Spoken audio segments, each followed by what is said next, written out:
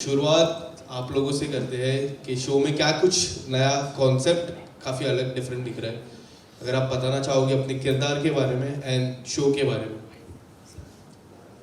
Show के बारे में सबसे पहले मैं ये कहना चाहूँगा कि माइक जो लेना पड़ेगा। हेलो या थोड़ी कम पतली कर लूँ क्या? बात नहीं चलेगी। शो के बारे में यही कहना चाहूँगा कि जब मुझे इस शो के बारे में फ़ोन आया था और जिस बात से मुझे कॉन्सेप्ट बताया गया था, तो सबसे अच्छी बात मुझे लगी थी कि इसमें किसी हद तक हम थोड़ा सा गर्ल्स एजुकेशन के ऊपर भी बात कर रहे हैं कि लड़कियों का पढ़ना कितना ज़रूरी है। और जो इसमें मेरी बेटी बनी है, मतलब बहू है, जिसको मैं बेटी की तरह मानता हूँ, और एक वजह थी मैंने जिस वजह से उसकी अपनी बेटी से शादी कराई ताकि मैं उसको पढ़ा सकूँ। वो पढ़ना चाहती है लेकिन उसे कोई पढ़ने नहीं देता उसके घर में। इसी वजह से मैं उसे बहू बना के ना अपने घर पे लाया, उसे पढ़ा लिखा रहा हूँ ताकि वो किसी काबिल बन सके। और पहली बार बहुत टाइम के बाद शायद ऐसा देखने को मिला कि एक ससुर और बहू में जो बॉन्डिंग होती है वो बहुत कम जगह देखने को मिलती है। कई जगह पे सास बहू की बॉन्डिंग देखने को मिली है, अच्छी बॉन्डिंग, लेकिन ससुर और बहू की बॉन्डिंग बहुत कम देखने को मिलती है। और इसमें मैं ससुर और बहू नहीं, हम लोग बाप बेटी से ज़्यादा हैं। मेरी अपनी दो बेटियां भी हैं, बहुत प्यारी बेटियां हैं मेरी, लेकिन कहीं कहीं मैं उन दोनों से ज़्यादा तवज्जो अपनी इस बेटी आशी को देता हूँ, क्योंकि इसे मैं अपने भरोसे अपनी वजह से मैं इसको लेकर यहाँ पे आया हूँ। तो मेरा कर्तव्य बनता है, मेरा फ़र्ज बनता है कि मैं इसकी हर चीज़ पूरी करूँ, इसकी हर ख्वाहिश पूरी करूँ। और इससे इतना प्यार है मेरा कि मैं इसके लिए किसी से भी लड़ जाऊँगा। मैं इसके खिलाफ किसी से कुछ सुन नहीं पाता हूँ। और क्योंकि मैं वैसे अंदर से खुद भी बहुत इमोशनल हूँ, तो इसके साथ मेरी बॉन्डिंग वैसे ही बहुत अच्छी हो गई। डे वन से हमारा बाप बेटी वाला रिश्ता हो गया। आज भी मुझे मेरे नाम से नहीं पुकारते, नहीं मुझे बाबा ही बोलती है बाहर भी। तो अब मेरा करेक्टर भी मैंने आपको यही बताया कि एक अच्छा बाप है। इससे पहले मैंने अच्छे बाप के रोल किए, गलत बाप के रोल भी किए, लेकिन ये सबसे अलग है और जो चीज़ मुझे पसंद आई थी। मैम आप किरदार के बारे में कुछ बताइए, क्या नया देखने मिलेगा? क्योंकि दो प्रोमोस काफ़ी डिफरेंट साइंस बता रहे हैं आपके किरदार के बारे में। एंड क्या कुछ आपको जब स्क्रिप्ट नरेशन पार्ट हुआ आपके तरफ से, सो क्या आपको अच्छा लगा स्क्रिप्ट में सबसे पहले? Okay, so thank you for appreciating the promo first of all. और मैं ये जेन्युइनली इसलिए नहीं बोल रही हूँ कि क्योंकि ये मेरा शो है मैं इसकी तारीफ़ करूँगी। मेरा और भरत का इस चीज़ पे डिस्कशन भी हुआ था जब हम लोगों की फर्स्ट टाइम रीडिंग हुई थी कि शो का कॉन्सेप्ट मुझे बहुत अच्छा लगा। लाइक यू नो, जैसे बाबा ने भी बोला कि सास ससुर का ये क्या बोलते हैं, सास बहू का बहुत ज़्यादा रिलेशन दिखाते हैं या तो फिर लव स्टोरी दिखाते हैं। ये एक ऐसा ड्रामा है जिसमें आपको लव स्टोरी भी देखने मिलेगी, एक लड़की का एक अपने परिवार के लिए क्या रिस्पॉन्सिबिलिटीज़ है वो भी दिखेगी, एक बाबा के साथ उसका कितना स्ट्रॉन्ग इमोशनल कनेक्ट है वो भी दिखेगा। और जैसे इन्होंने बताया भी आप लोगों को, डे वन से लेके अभी तक on screen of screen phone पे कभी भी मैंने इनको सर नहीं बुलाया। मेरा इनके साथ ऐसा कनेक्ट है ना कि मैं उनको बाबा ही बुलाती हूँ, अभी भी मैं बाबा बाबा ही बोलूँगी। और जैसे बाबा ने बताया कि ये मुझे अपनी बहू नहीं बेटी मानते हैं, वैसे ही आशी का भी कैरेक्टर ऐसे दिखाया है कि उसकी पूरी जो लाइफ है वो डेडिकेटेड है अपने बाबा के लिए, कि अगर बाबा ने उसके लिए इतना किया है, बचपन से उसको पढ़ाया लिखाया, उसको अपने पैरों पे खड़े होना सिखाया है, तो उसके लिए लाइफ में और कुछ मायने ही नहीं रखता है। क्या पति होता है, क्या प्यार होता है, उसको कुछ भी नहीं चाहिए। उसको अपनी लाइफ में अगर वो अपने करियर वाइज भी आगे बढ़ना चाहती है तो वो सिर्फ अपने बाबा के लिए बढ़ना चाहती है। तो मुझे ये एक आशी का जो साइड है ना बहुत अच्छा लगा कि शी इज़ वेरी सेल्फलेस। उसको पता है कि मेरे बाबा ने अगर मुझे ज़िंदगी दी है तो अब मैं अपने बाबा के लिए ही जीऊँगी। तो पूरे शो में मेरा सबसे ज़्यादा जो स्ट्रॉन्ग बॉन्ड दिखा है वो मेरे बाबा के साथ दिखाया हुआ है। एंड आशी की सबसे अच्छी बात क्या लगती है जो आपको लगता है कि रियल लाइफ में भी आपकी और आशी की बॉन्डिंग इस पॉइंट पे एक्चुअली सिमिलर बिल्कुल भी नहीं है, बट मैं आशी से सीखना बहुत कुछ चाहूँगी। जैसे जब मैंने कुछ सीन्स भी किए ना कि आशी के लाइफ में कुछ भी हो जाए, कैसे भी हो जाए ना, वो रोएगी धोएगी सब कुछ करेगी, लेकिन बाद में वो उसी स्ट्रेंथ के साथ वापस खड़े होकर स्माइल होकर अपनी लाइफ में वापस आएगी। तो मुझे ऐसा लगता है मैं रियल लाइफ में आशी जैसी काफ़ी हद तक नहीं हूँ। जैसे जनरली लड़कियाँ रहती है, काफ़ी बबली चौपी रहती हैं, मैं भी काफ़ी हद तक वैसी हूँ। तो मेरे लिए आशी के कैरेक्टर में ढलना शुरू में बहुत मुश्किल था कि एकदम सीधी सादी सी, सिंपल सी, सोफिस्टिकेटेड है। But now that we have been shooting like for I guess 20-25 days और मोर, तो अब मैं जैसे जैसे आशी के कैरेक्टर में ढलने लगी हूँ ना, मुझे लग रहा है कि आशी जैसी लड़कियाँ बहुत प्यारी होती है एंड हमें ऐसा बनना चाहिए। हम अपने एल्डर्स की इतनी रिस्पेक्ट करते हैं, हम सेल्फलेसली उनके लिए सोचते हैं, हमें अगर कोई डांटता भी है तो हम उसका ऐसे स्ट्रांगली उसको अपनी ईगो पे नहीं लेते हैं। जैसे मुझे मेरी काकी अगर कुछ भी बोलती हैं तो मैं स्टिल उनको बहुत रिस्पेक्ट करती हूँ कि हाँ वट एवर शी सेइंग, मैं कभी उसको दिल पे नहीं लेती हूँ, रोती हूँ ऑब्वियसली, लेकिन फिर वापस खड़ी होती हूँ मैं। बट आशी की काकी की अगर हम जिक्र करें तो क्या ऐसा है कि फास्टिंग के लिए फोर्स कर रहे हैं, जो सेकंड प्रोमो में दिखाया, फर्स्ट प्रोमो में तो लाखों ही मार दिया ऐसा दिखाया, तो इनका किरदार काफी अमेजिंग होने वाला है, मुझे ऐसा लग रहा है काफी स्ट्रेंथ होने वाला है। बहुत बहुत स्ट्रॉन्ग कैरेक्टर है, बहुत ही ज़्यादा स्ट्रॉन्ग कैरेक्टर। और मुझे ख्याति मैम से सीखने के लिए सबसे ज़्यादा पता है क्यों मिलेगा, बिकॉज वो रियल लाइफ में बिल्कुल ऐसी नहीं है। She is very very very sweet. तो जब मैं कभी सर जैसे ही बोलते हैं ना रिस्पेक्ट योर मार्क, अपने मार्क पे आओ, वो अपने कैरेक्टर में जब आती है ना, I am like she is not this person, how is she doing this. तो उनका कैरेक्टर मुझे लग रहा है बहुत स्ट्रॉन्ग है और वो बहुत बहुत बहुत ही अच्छे से निभा रही है अपने कैरेक्टर को। When she scolds me ना, तो मैं एक्चुअली डर जाती हूँ, और डर वो रिस्पेक्ट वाला भी कि मैं उनसे नज़र मिला ही नहीं पाती हूँ। Most of the times when she is speaking to me ना, I'm like this only. क्या आगे चल के आशी को रिश्तों के लिए फोर्स करना पड़ेगा कि इससे रिश्ता रखना है, कि इससे रिश्ता रखना है, ये फास्टिंग करना है, कि इससे बात नहीं करनी, इससे मुलाकात नहीं करनी, इस तरह के फोर्स आशी के रिश्ते में आने वाले आगे चल के? फोर्स अभी तक तो जो हमने किया उसमें कभी आया नहीं है, और मुझे लगता भी नहीं है कि आएगा, बिकॉज आशी को वो दिखाया गया है कि शी अंडरस्टैंड्स कि उसकी ये लक्ष्मण रेखा है, उसको पार नहीं करना है, तो उसको कभी किसी को बताने की ज़रूरत नहीं पड़ेगी कि आपको क्या करना है क्या नहीं करना है। बाबा ने तो उसको फुल फ्रीडम दे के रखा है। अगर बाबा देखते भी कि उसका थोड़ा बहुत सिद्धार्थ की तरफ से दिख रहा है, तो ही तो वॉन्ट्स कि हाँ ये अपनी लाइफ में आगे बढ़े, बट आशी नोज हर लिमिट्स कि नहीं, मैं इस घर की बहू हूँ तो मैं सब कर नहीं सकती हूँ, मैं बाबा को हर्ट नहीं कर सकती हूँ। प्लस माँ की तरफ से भी मुझे कभी ऐसे फोर्स नहीं किया जाएगा, क्योंकि उनको भी पता है कि ये मेरी बहू है और इसको अपनी लिमिट्स पता है, आगे नहीं। तो फोर्स वाला तो आई डोंट थिंक कहीं से कुछ एंगल आएगा। What's your character? Tell us something. Hi Hi. Actually थोड़ा सा वॉइस का It's okay. मुझे बात कर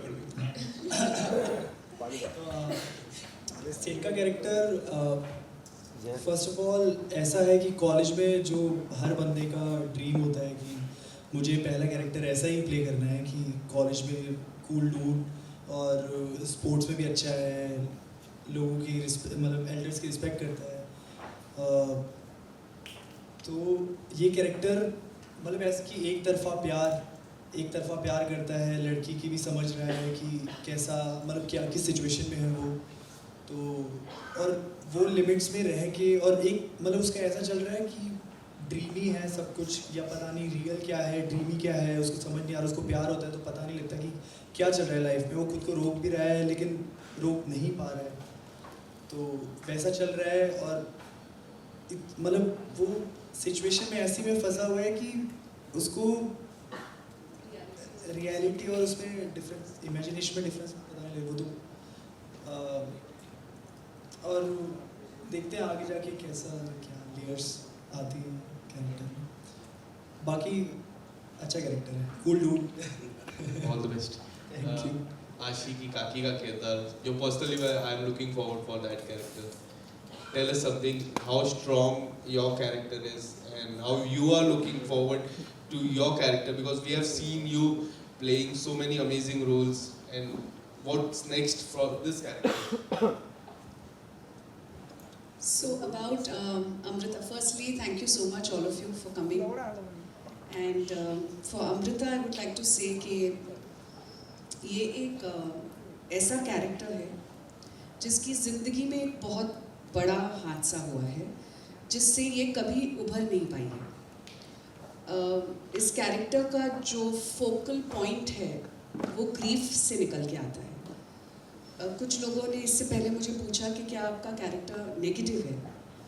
मैं यही कहना चाहूँगी कि हो सकता है कुछ लोगों को ये नेगेटिव लगे, क्योंकि ये जिस जगह से आ रही है वो ग्रीफ से आ रही है। उसकी ज़िंदगी में एक ऐसी दुखद घटना घटी है जिसकी वजह से उसका जो ग्रीफ है वो गुस्से में बदल के निकल के आता है। उसकी जो इमोशनल जर्नी है वो बेसिकली उसकी ग्रीफ से निकल के आ रहा है। तो हो सकता है कुछ लोगों को ये नेगेटिव लगे, लेकिन मेरे लिए ये इसकी जो एक्शंस है वो बिल्कुल जस्टिफाइड है। मेरे लिए, अमृता के लिए ये बिल्कुल करेक्ट है जो ये चीज़ वो कर रही है। आई एम श्योर हर एक के घर में माएँ ऐसी ही होती हैं जो अपने बच्चों के लिए, उनकी खुशियों के लिए किसी भी हद तक जा सकती है। उनकी अच्छाई के लिए, उनके लाइफ में कुछ अच्छा हो उसके लिए वो किसी भी हद तक जा सकती है। तो अगर किसी को ये लग सकता है ये नेगेटिव है, लेकिन एक माँ के लिए वो नेगेटिव नहीं है, वो जस्टिफाइड है। वो जो भी कर रही है, वो जो कर रही है अपने बच्चों की अच्छाई के लिए कर रही है। मेकर्स ने या फिर पहली बार जब कॉल किया था, जैसे आपने कहा कि नेगेटिव किरदार नहीं है, but in the 2 promos what I have seen, दोनों नेगेटिव शेड्स दिख रहे हैं। लाइक आई सेड, जिंदगी जिंदगी ब्लैक एंड वाइट नहीं होती है। ब्लैक एंड वाइट के बीच में बहुत सारे ग्रे शेड्स होते हैं, हजारों ग्रे शेड्स होते हैं। एक ग्रे शेड दूसरे ग्रे शेड से बहुत अलग होता है। सो हो सकता है मैंने पहले भी नेगेटिव कैरेक्टर प्ले किया हो, लेकिन वो ग्रे बहुत अलग था इस ग्रे से। इस कैरेक्टर का जो निकल के आ रहा है वो ग्रीफ से निकल के आ रहा है। So what ever she is doing is totally justified, like I mentioned earlier. Makers ने जिस समय मुझे नरेशन दी थी, मुझे अमृता का character I felt was the strongest character in the show. Because एक तो मैंने कभी कैरेक्टर ऐसा प्ले नहीं किया है जिसमें उसकी एक इतनी प्यारी चीज़ उससे छीन ली गई हो।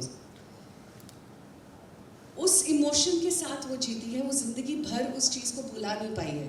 वो एक इंसान को उस वजह से उस इंसान को ब्लेम करती है उस चीज़ के लिए। मजबूरी ये है कि उस किरदार को मजबूरन हम अपने घर में ले आए हैं, जिसकी वजह से ये सब कुछ हुआ है उसकी लाइफ में। अब उनके इंटरपर्सनल रिलेशंस क्या है, हर एक फैमिली मेम्बर का उस इंसान से इंटरपर्सनल रिलेशनशिप क्या है, that makes the show very very very relatable. कोई कुछ लोग हैं जो इस चीज़ को नेगेटिवली देख रहे हैं, कुछ लोग हैं जो इस चीज़ को पॉजिटिवली देख रहे हैं कि इसमें उस लड़की की कोई गलती नहीं थी, लेकिन मेरे लिए शी इज़ रॉन्ग, इसकी वजह से सब कुछ हुआ है। So it's basically about the interpersonal relationships. Hi, मैं आशीष से पूछना चाहूँगी, जैसे आपने अपने बाबा और अपना बॉन्ड जो बताया है कि वो आपको फ्रीडम दे रहे हैं, बट आपकी जो मदर इन लॉ का रोल प्ले कर रही है वो आपको काफ़ी सारे रिस्ट्रिक्शंस भी करेंगी। आपको फोर्स किसी चीज़ का नहीं करेंगी, बट एज अ प्रोमो हमने देखा कि वो आपको किसी चीज़ की रिस्ट्रिक्शंस करेंगी, यहाँ मत जाओ, वहाँ मत जाओ, इससे बात मत करो, उससे बात मत करो। आप उस चीज़ को कैसे हैंडल करेंगे? एक्चुअली वो सब हैंडल करने की मुझे ज़रूरत ही नहीं पड़ती है। मेरे बाबा ना बहुत नॉटी है, रियल लाइफ में भी और रियल लाइफ में भी। तो मुझे जहाँ जहाँ काकी मुझसे कुछ बोलती हैं, एज आई टोल्ड यू कि मैं कभी उनको नानों को लेकिन परंतु नहीं कर सकती हूँ, बट बाबा मुझे बाय हार्ट समझते हैं। तो जहाँ भी अगर काकी मुझे किसी भी चीज़ के लिए रेस्ट्रिक्ट करती है तो बाबा मेरे सामने आके खड़े हो जाते हैं, और वो किसी न किसी बहाने से कुछ ना कुछ ऐसा कर देते हैं कि मैं अपनी चीज़ कर पाऊँ। तो मेरी लाइफ में कभी भी कुछ भी प्रॉब्लम्स आती हैं, कभी भी कुछ ऐसे हर्डल्स आते हैं, तो मुझे उसके टेंशन लेने की ज़रूरत ही नहीं पड़ती है, सब बाबा कर देते हैं मेरे लिए। लाइक हम लोग ने ऐसे सीक्वेंसेस एक्चुअली शूट भी किए हुए हैं जिसमें बाबा कुछ ना कुछ कभी नॉटी प्ले करके, कभी गुस्से में, कभी कुछ कैसे कर करके ही let's me do what I want. Okay sir, आपके और जो आपकी वाइफ का रोल प्ले कर रही है आशी की वजह से उन लोगों में, उनकी बॉन्डिंग में कुछ ना कुछ दरारें आएंगी नेचुरली। मतलब अगेन वही सवाल वही होता है नेगेटिव वाला। कभी भी कोई कैरेक्टर या कोई इंसान नेगेटिव होता नहीं है, हालात उसे नेगेटिव बनाते हैं या उसे कुछ ऐसा गलत सोचने में मजबूर करते हैं। हमारे वैसे मेरे और मेरी वाइफ के रिलेशन बहुत अच्छे हैं, हमारा आपस में कोई ऐसी टसल नहीं है। सिर्फ टसल कहाँ से शुरू हुई, जहाँ से आशी आती है, क्योंकि मैं आशी को बहुत प्यार करता हूँ और उनके पास एक वजह है आशी से नाखुश रहने की, यही वजह है बस। तो मेरी अगर उनके कभी कोई टसल होती है तो इस बात को लेकर होती है। बाकी हमारा आपस में रिलेशन बहुत अच्छा है। से आपसे मैं पूछना चाहूँगी कि जैसे आपने बताया अभी कि आप प्यार में वन साइडेड लव है आपका आशिक के साथ, तो वन साइडेड लव में हमेशा यही देखा जाता है कि लड़की की वजह से लड़के को किसी न किसी चीज़ में फंस जाता है, स्ट्रगल होती है, कोई ना कोई चीज़ होती है जो उसको हैंडल करनी पड़ती है। तो आप इस रोल में कैसे उस चीज़ों को हैंडल करेंगे? देखो, प्यार आसानी से मिलता ही नहीं है, एफर्ट तो डालने पड़ते हैं। तो आसानी से मिल जाए फिर वो उस चीज़ की वैल्यू होती नहीं है, चाहे वो कुछ भी हो। अगर मेरे को ये शो भी इजीली मिल जाता तो मेरे को शायद इतनी वैल्यू नहीं होती। तो मेरे को अब पता है मेरे काम की क्या वैल्यू है, अभी मैं यहाँ हूँ तो उसकी क्या वैल्यू। तो इसलिए आशी अगर मुझे मुश्किल से मिलती है तो मैं उतनी कद्र करूँगा उसकी जितनी शायद मेरे को एकदम से मिल जाती तो मैं नहीं करता। Thank you. Hi, this is Nikita from Tele Reporter. मेरा सवाल आपसे है कि उनका तो वन साइडेड लव है, ये तो पता है, आशी की क्या फीलिंग है उनके लिए, उसके बारे में कुछ जानना चाहते हैं। मैंने जैसे इससे पहले भी बताया था ना, मेरे लिए लाइफ में बाबा से बढ़ के कुछ भी नहीं है। तो इवन इफ़ काकी को भी अगर ऐसा लगता है कि नहीं मैं एक वाइफ हूँ किसी की, तो जितना अभी तक हमने शूट किया ना, मेरे माइंड में कहीं से वो चीज़ भी नहीं कि मैं किसी की वाइफ हूँ या किसी की क्या हूँ। मेरे लिए एवरीथिंग इज़ माई बाबा। तो मेरी लाइफ में बाबा के प्यार के आगे किसी और का प्यार कुछ मायने ही नहीं रखता है। तो किसी का ख्याल अगर मेरे मन में आता है, मैं वो गिल्ट में चले जाती हूँ कि नहीं, I can not do this, ये मैं अपने बाबा के साथ इनजस्टिस कर रही हूँ। तो मुझे अगर पता भी चलता है कि सिद्धार्थ मुझसे प्यार करता है, तो भी मैं उस चीज़ को इग्नोर करने की कोशिश करती हूँ। और अगर कभी मुझे लगता है कि नहीं, मैं फिसल रही हूँ, तो मैं तुरंत संभल के और अपने बाबा के पास वापस आती हूँ। सो मेरे लिए बाबा के प्यार के सिवा और किसी के लिए कोई जगह नहीं है। सॉरी सिद्धार्थ। हो गया, चलो हो गया, ओके, थैंक यू। इससे पास ही करोगे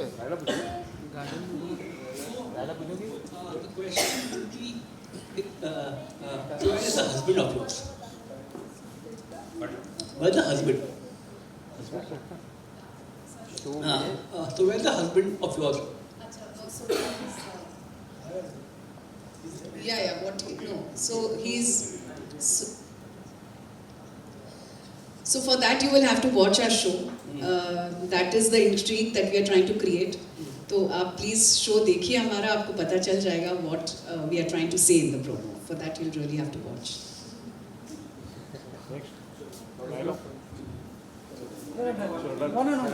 चलो, थैंक यू। विशाल नीचे बैठना, विशाल 2 मिनट रुकना यार, सीने। चलो डन। विशाल टेलीफोन लगाया हुआ है, दोनों कपल पड़ा है, निकल के खाना।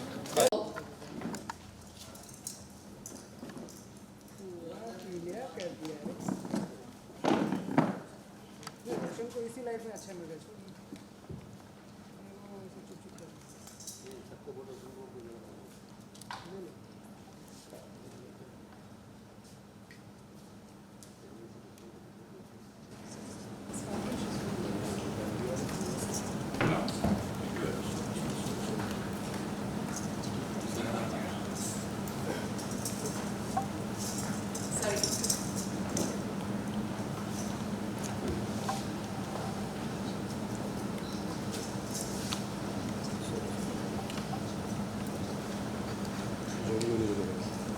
अभी सोलो कर, जोड़ी बस आप दोनों का करते हैं, फिर सोलो।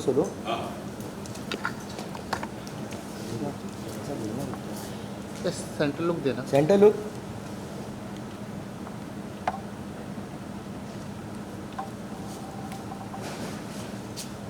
Profile look.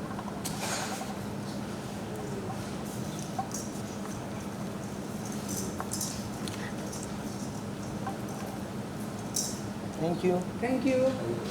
अभी सोलो उनका दोनों। Hello. Now we will.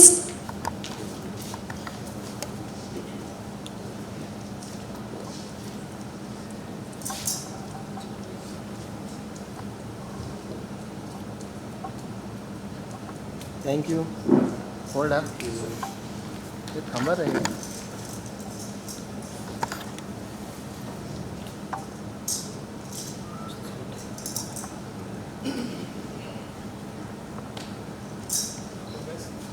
एक मिनट, हाँ, 1 मिनट।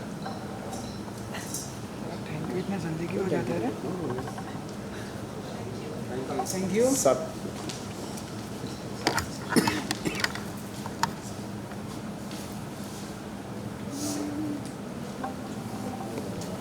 सिंगर की आवाज़ चुप।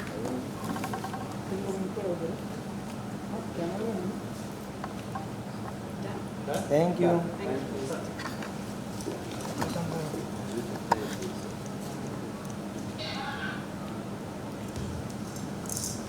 सर सेंटर सेंटर में तो खड़े हैं। बेचारा उतना लंबा खड़ा है तो सेंटर मारना। रुको यार। Thank you. Now we can start with the Janta Bites. चलो, ठीक है, जल्दी। कॉन्फ्रेंस में